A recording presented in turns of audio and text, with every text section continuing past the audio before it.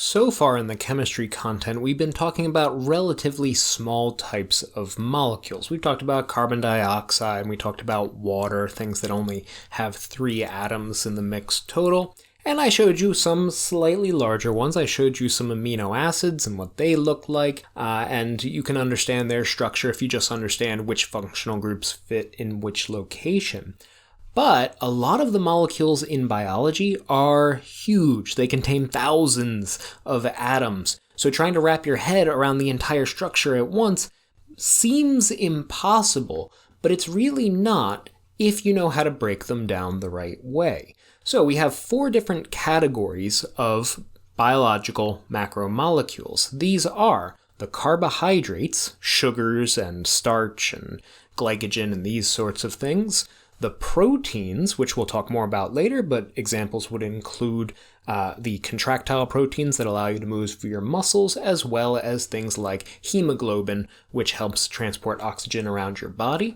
The nucleic acids, that includes DNA, which you're probably familiar with, and RNA, which I'm guessing that some of you are familiar with, but maybe some of you have never heard that before. So RNA is kind of DNA's cousin. It does a lot of other types of tasks in the body. And then we have lipids. Lipids are a little bit different from these other categories. These first 3 categories, carbohydrates, proteins, and nucleic acids, they are what we call polymers. Polymers are chain molecules. They're made up of smaller molecules which have been linked together one by one by one by one by one in order to make a much larger molecule. So you can imagine if you understand what those smaller molecules look like, and they all look kind of similar to each other, and you link them all up in a chain, then you can kind of wrap your head around how these polymers look overall. But lipids are a little bit different. They are not polymers. I'll repeat that because it'll definitely be a question. Lipids are not a category of polymers.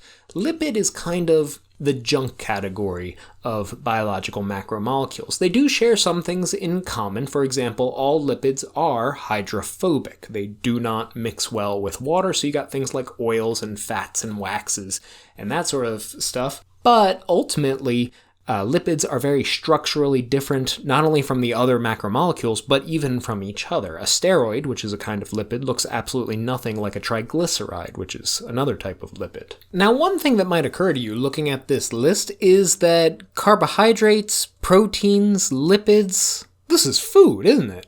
I mean, carbohydrate, that's like bread and pasta and potatoes, right? And then when you're packing on protein, what do you think about? Like beans and mushrooms and meat and that sort of thing. And then lipids, that's your fats, right? So anything that's really, really greasy, that's got a lot of lipids in it. Nucleic acids are not really something we think about with food, but we only eat things that were formerly alive, and all living things are made of cells, and these cells contain DNA, so the nucleic acids certainly are inside your food. But these 4 categories of macromolecules are nutrients. Along with water, vitamins, and minerals, these are the nutrients that you are worried about in the study of nutrition. And it makes sense, right? Because all of the structure of your body has to come from somewhere. You need that material from some location, so you need to get these macromolecules, or at least the building blocks of these macromolecules, from your food. Then speaking of the building blocks of these macromolecules, let's talk about monomers. So on the previous slide, I said that carbohydrates, proteins, and nucleic acids are all polymers, and polymers are chain molecules, molecules made out of long chains of smaller molecules. So what is a monomer then? The monomers are those smaller molecules. So these 3 different types of molecules that you have here, these are the links that make up those larger chains. So, for nucleic acids, we have a kind of monomer which we call a nucleotide, and that's shown right here. For the carbohydrates, we have a kind of monomer which is called a monosaccharide, which is down here. And then for proteins, we have a kind of monomer which we call an amino acid, which we have right here. And that structure should probably look pretty familiar to you by now. And take a look here at these functional groups. You can see functional groups all over the place here. Here's a phosphate group attached to this nucleotide. Here's an amino group attached to this amino acid. Here's some hydroxyl groups sticking off of this monosaccharide here.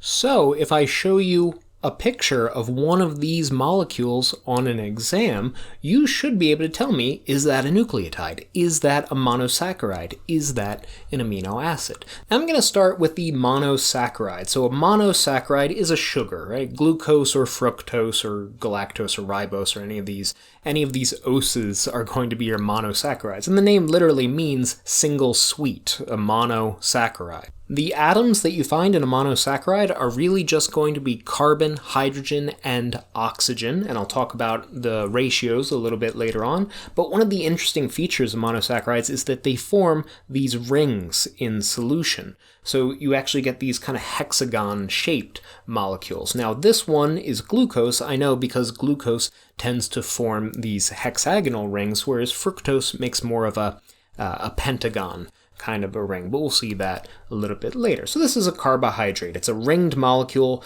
made out of carbon, hydrogen, and oxygen, and there's only one of these rings, so it's a monosaccharide. Now up here, if you take a look at the nucleotide, what is this? You have this ring, this blue ring right here in the center. Carbon, hydrogen, and oxygen are the only elements in that ring, and I just said that some sugars make a pentagon type ring, don't they? So this is actually a sugar inside of the structure of a nucleotide. And that's one of the key features that you would look for. A nucleotide has a sugar. It's a 5-carbon sugar. Here's the 1, 2, 3, 4, and 5 carbons. And you'll have a phosphate group attached to one side of this sugar molecule. That's the phosphorus atom with the 4 oxygens around it. Remember that from the functional groups video.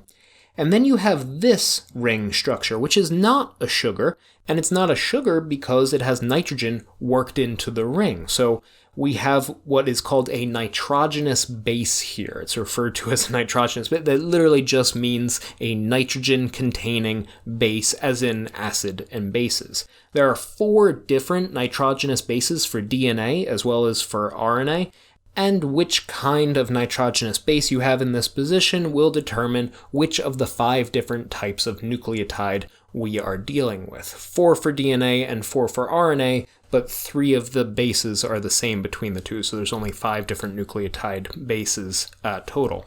Okay, so of these smaller molecules, these monomers, we have carbohydrates, which are rings of carbon, hydrogen, and oxygen. We have nucleotides, which have a sugar, a phosphate, and a nitrogenous base. And then, you guys are probably pretty familiar with this one by now, we have amino acids, which have an amino group, a central carbon, and a carboxyl group on the other side, meaning it's an amino acid. And then you have something else attached to this central carbon, which we call the R group. 20 different R groups, therefore 20 different amino acids. And I will show you all 20 of the different amino acids. You will not need to memorize the structure of every single one or any one in particular. I just want you to know what the general structure of an amino acid looks like, and this is it. So, of the 4 categories of biological macromolecules, which are carbohydrates, proteins, nucleic acids, and lipids, 3 of them are polymers, chain molecules. Those are the carbohydrates, the proteins, and the nucleic acids. And the chains are made up of these smaller links, which we call monomers. Each kind of biological macromolecule has a different monomers. Nucleotides for the nucleic acids, monosaccharides for the carbohydrates, and amino acids for the proteins. Now, I want you to notice something about all 3 of these substances. All of them have a hydroxyl group somewhere in their structure, and all of them have a spare hydrogen sitting around. So on the amino acid, we have these spare hydrogens on the amino group, and we have a hydroxyl group. On the monosaccharide, we got hydroxyl groups and spare hydrogens hanging out all over the place.